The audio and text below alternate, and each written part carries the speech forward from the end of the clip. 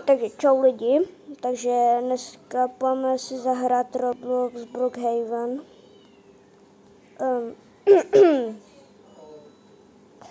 Půjdeme si zahrát s mým kamarádem, jo. A já budu dělat Jasona, takže bude part 2 hororu.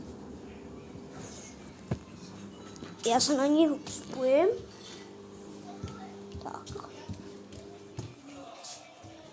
Na něj připojím. Tak.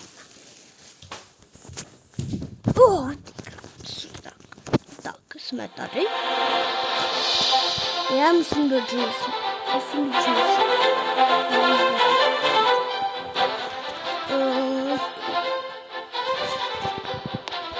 Takže já si musím proměnit Jasona. Já si musím vzít černou barvu.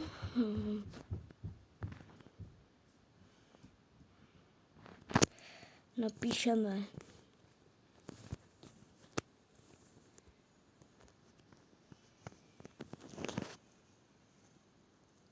jo, já to píšu jinak. Jason.